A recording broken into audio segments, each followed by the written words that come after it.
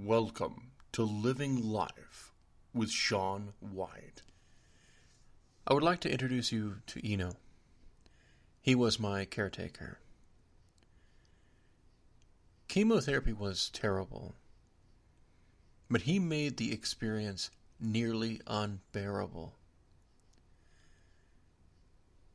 In exchange for a place to stay, he was supposed to keep the house clean, prepare my meals, empty my cat litter box, and provide me with transportation. I would like to share with you what it was like to live with my caretaker, Eno. As I laid in bed, I could hear my cat meow incessantly through the door. His soft white paws tapped in a maddening pattern. In the living room, I heard the scratching click of Eno's cell phone as he texted. Every minute, a terrible ring blasted from his phone throughout the house. Beside me was a partially filled bucket of vomit. My head ached and my stomach spun. I felt the food in my belly slowly sneak its way up my throat. I was tired. The chemo was sucking all the life from me. Ropes of exhaustion tightly twisted around my bones, tearing at my muscles. On my side, I felt a stab. The sensation of a searing hot knife slicing through my flesh. Around that pain was nothing, an absence of feeling, like pins and needles. It felt like my back was wrapped in a blanket of numbness, a void, a nothingness except for the pressure of a rock. The rock was the hardness of a bone, a thing that was my scapula. My chest felt like my hair was being pulled from the inside out. My skin stung and my hair ached. There was a roving pain in my flesh.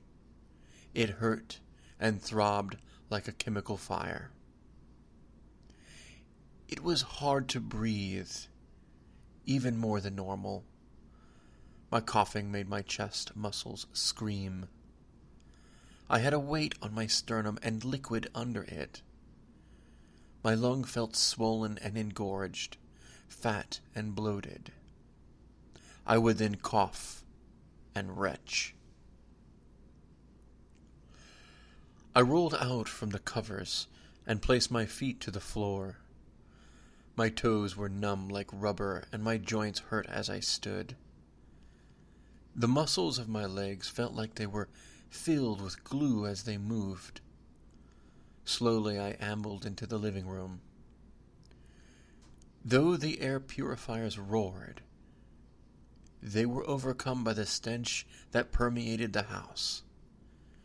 It was rotten and fetid, soaking everything with the smell of death. The garbage can was filled to the floor with waste, and the kitchen sink was a mountain of dishes. A cloud of flies hovered and flew, and the sour smell of cat feces was thick. It had been weeks since I was able to get my caretaker, Eno, to clean the litter box, to do the dishes, to clean the house. I looked over at him as I passed to enter the kitchen. He sat, staring down, clicking his fingers against the shiny screen on his phone. I stood within the center of the kitchen and looked around at the insanity. Turning towards him, I asked if he would help me do the dishes. His reply was unbelievable. He said he couldn't help me because doing the dishes gave him flashbacks. Then he returned to texting on his phone. I had enough. I couldn't live in this hell. This was the moment my barrel had been filled, pouring over the brim. It was the moment my pain crossed the threshold of my tolerance. With my body in agony, I did the dishes. I cleaned the house, and he sat and watched as I did his job around him.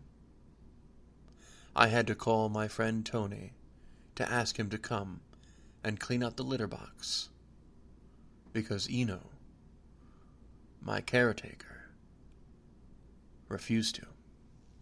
Thank you for listening to this program. Please subscribe, like, comment, or if you would like to contact this show directly, contact Shaun White at ShaunWhiteBlog@yahoo.com. That's ShawnWhiteblog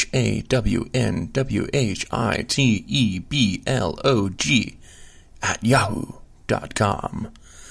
Please come back next Sunday for another episode of Living Life with Shaun White. Have a beautiful day.